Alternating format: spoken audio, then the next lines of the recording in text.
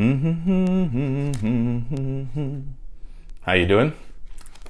Going to continue the video series I've been doing on big ideas, and we're going to look at a couple of big ideas that come from Augustine. His name is Augustine of Hippo. Many people call him Saint Augustine. But the interesting thing about him is that he lived in the 4th century. I think he was born in 354 AD, and that he grew up in and lived for a great deal of time in Libya, in Africa, before he went on to Rome. And for the vast majority of Augustine's life, not the vast majority, a good portion of his life, he was not a follower of Jesus. His mother was a devout and dedicated follower of Jesus Christ, but his father was not. And so Augustine sort of went the way of his father. And he had a dynamic encounter and revelation of Jesus when he was in Rome at a man's house named Ambrose. But more on that later. But he does something very interesting. He wrote what many consider to be the very first biography. Many people wrote books about other people, about other great events before Augustine, but Augustine was the first one to write about himself. And the interesting thing is the way he goes about it is sort of the way that many Christians talk about their journaling, that they're not just writing Dear Diary, or they're not just writing an account of their day.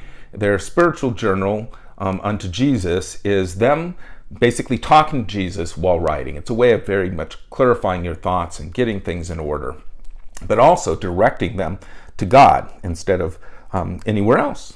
And so Augustine begins that way. He has this whole line of dialogue, even while he's talking about other things, to talk about the Lord. And so I'm going to just read from the very first page, and here's what he says. "You are great, Lord, and highly to be praised. Great is your power, and your wisdom is immeasurable. Man, a little piece of your creation, desires to praise you. A human being boring his mortality with him, carrying with him the witness of his sin, and the witness that you resist the proud. Nevertheless, to praise you is the desire of man, a little piece of your creation. You stir man to take pleasure in praising you, because you've made us for yourself, and our hearts are restless until it rests in you." So I want you to understand that his book is called The Confessions, but this book is not just about Augustine confessing his sins. It's also him confessing the Lord and the things he's done in his life.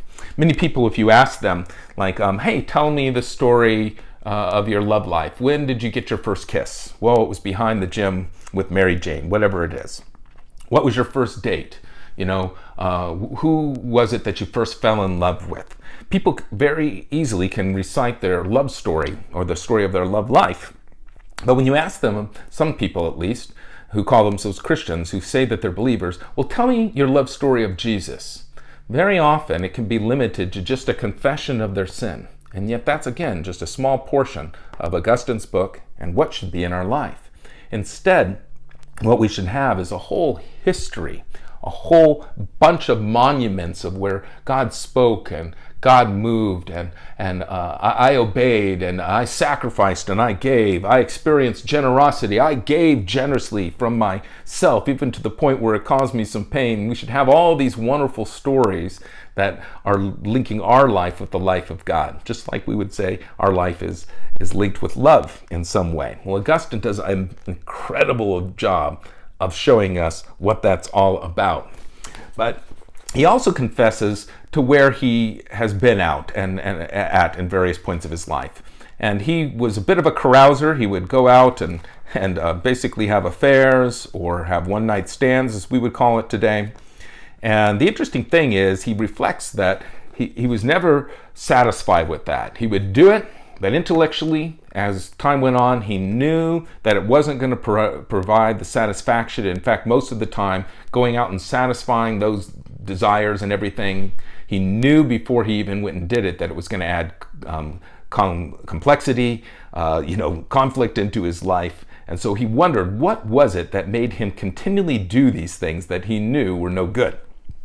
Well, he explains it by going back to his childhood and telling a story of when he and a gang of his friends went and stole a bunch of pears from an orchard.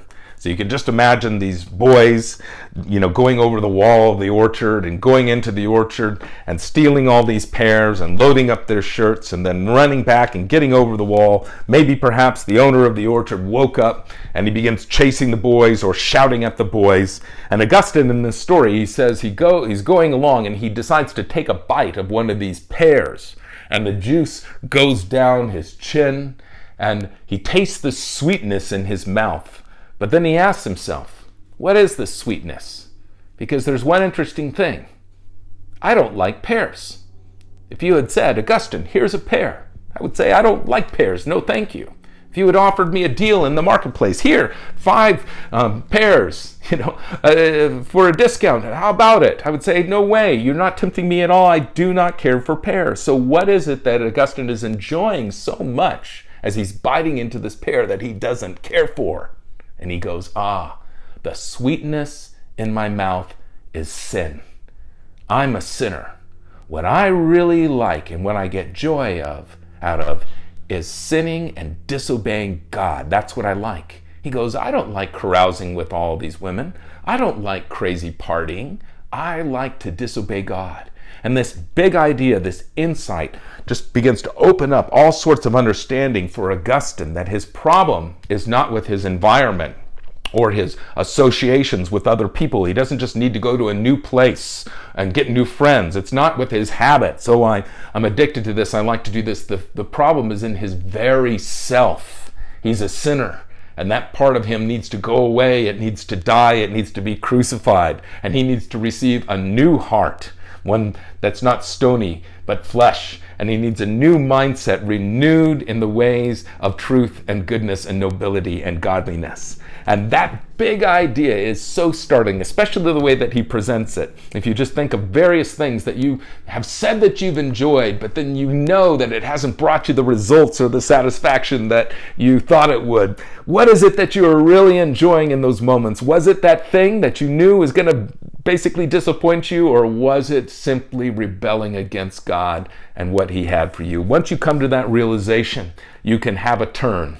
You can turn away from your own desires and say, my desires are getting me nowhere. My desires don't bring me any kind of good, and now I'm seeking something else. He says it in those very first lines. My heart has been so restless, it's looked at all sorts of different things, but I was made for you. And finally, when I come to you, my heart finds rest in you. Brilliant, big ideas in this book. Honestly, not an easy read, not a hard read. There is a 1700-year difference between Augustine and ourselves, roughly.